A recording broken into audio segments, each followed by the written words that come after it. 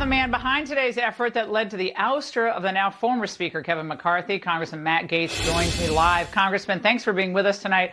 I want to get right to the criticism, chief criticism by some of your GOP colleagues that we've been covering, that and the angle made the point that it took your aligning with Democrats and even pals of Liz Cheney and the Republican Party like Ken Buck to produce a result that as of now has no solution. So what's your response to that? Well, the solution's quite easy. We should get to electing a new, more conservative, more trustworthy speaker immediately. And I'm calling on Patrick McHenry, who currently is the Speaker Pro Tem, to reconsider the decision that he just made to send everyone in Congress home for a week. This is not the time to go home for a week. We should stay and elect a new speaker. That's the path ahead. As far as the criticism that I worked with Democrats, the yellow brick road of working with Democrats was paved by Kevin McCarthy. Whether it was the debt limit deal, whether it was the continuing resolutions, this is a guy who was willing to partner with conservatives on the frivolous, right. But whenever there was a spending matter, he partnered with Democrats. That said, Speaker McCarthy's time is over. I wish him well. I have no personal animus to him. I hope he finds fruitful pastures, and I'm certain he will. But we've got a job to do here. This is about the job. This is about keeping our commitment to have single subject spending bills and an actual budget. Get there, for the first time, Congressman.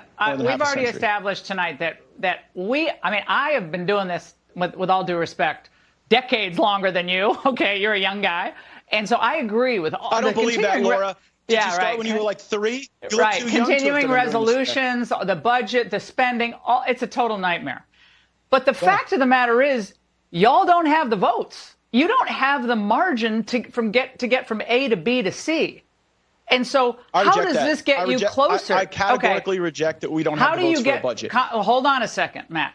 How do you get closer to all these things that are legitimate concerns when you still have a Senate that says no can do? I mean, you got several senators who are actually completely on the other side on a lot of these issues. Right. You still have that to contend with. So how do you get to your nirvana points, which are the conservative holy grail points of governance? The way we're going. The Senate does not control how the House approaches its spending business. All right, hold on, Congressman. Hold on, because we got to go to McCarthy now. He's speaking live, but then you can respond on the other side. All right, we'll continue to monitor that. But back with me now is Congressman Matt Gaetz. Congressman, I know you've been listening in to former Speaker McCarthy's comments. He name-checked you and said, number one, you're not a real conservative because you don't want to govern conservatively. He also said that this really was personal, intimating that you're really PO'd, that he didn't step in and put down that ethics investigation into you.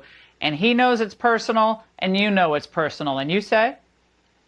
That's totally false. I'm the most investigated man in the entire United States Congress. I've been cleared by the FBI, DOJ, the Federal Election Commission. But you don't think that McCarthy did enough to stop this? I mean, wasn't that well known that you were mad that he didn't do enough to stop that investigation? I'm not saying there's anything wrong with being mad, by the way. I'm not. By the way, the beginning of Speaker McCarthy's comments there were lovely and nice about his past and his history. But when he says we're not conservative because we didn't vote to secure the border, I think that does merit a response. We passed a Department of Homeland Security border bill that would have required E-Verify with a host of other reforms. Then, on a continuing resolution, Kevin McCarthy wanted us to surrender every other fight.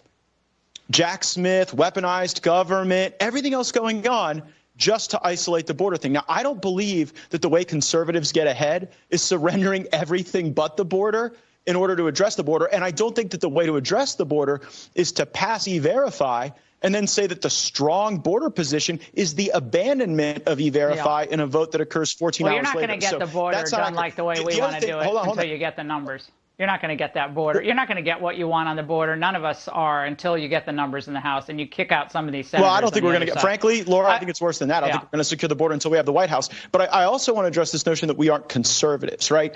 Because what Kevin McCarthy believes about governing is that we have to utilize these continuing resolutions. And if the continuing resolution is conservative enough, if you hang some bells and whistles on it, that really ought to pacify people who are right-leaning throughout the country.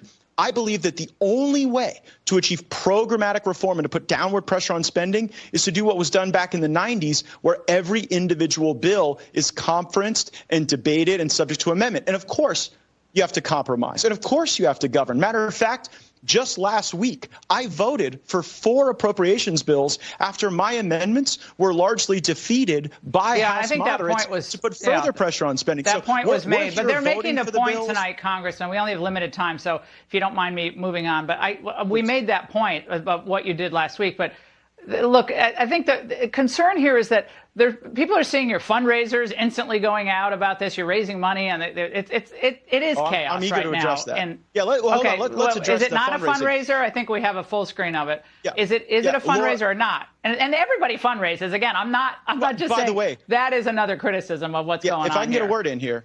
Yeah, if I can get a word in here.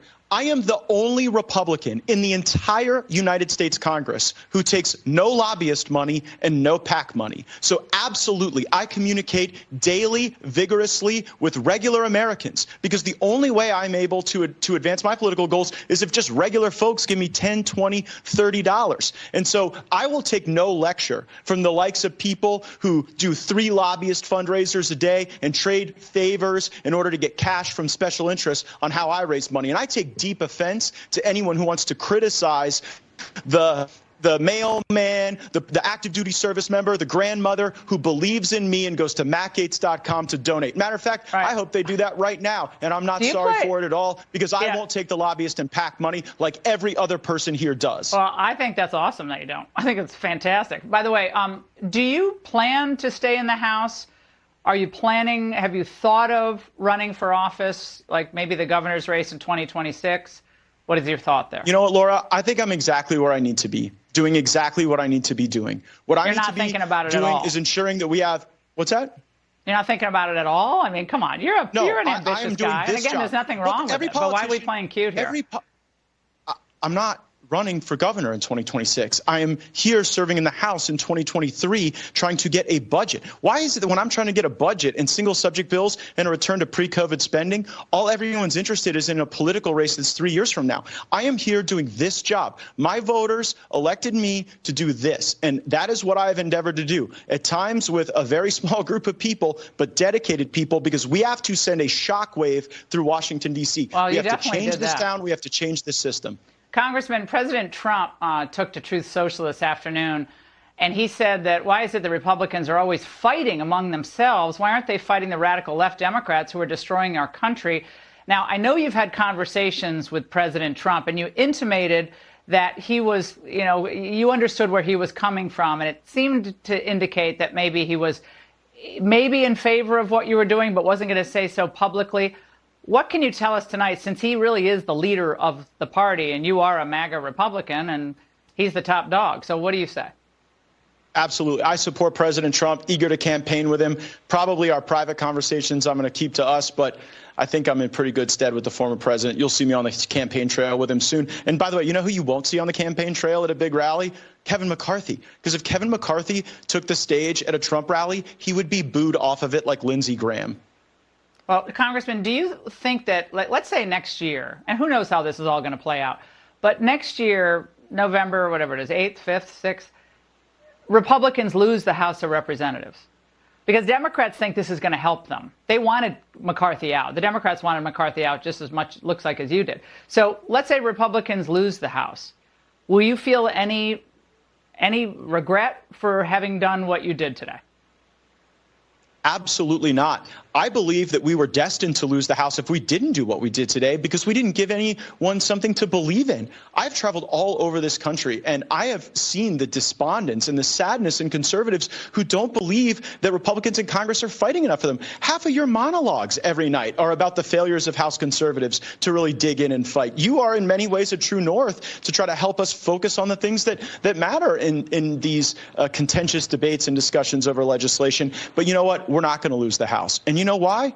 Because Donald Trump is going to drag a bunch of people to victory who probably wouldn't have deserved it otherwise. But that's what happened in 2016. 2020 was another good year for Republicans at the congressional level. So when Trump's on the ballot, we do pretty well, and I suspect that we'll do well when he's our nominee. Congressman, we really appreciate you responding to McCarthy and joining us tonight. Thank you so much. All right, back with me now, Charlie Hurt, Washington Times opinion editor, Fox News contributor. Charlie, a reaction to what you just heard from Gaetz. Well, of course, on the issues that Matt Gaetz is talking about, he's not wrong about it. I mean, when it comes to single issue voting on, single issue legislation in regular order for bills, spending bills. He's not wrong about that, and it's something that, as we mentioned a minute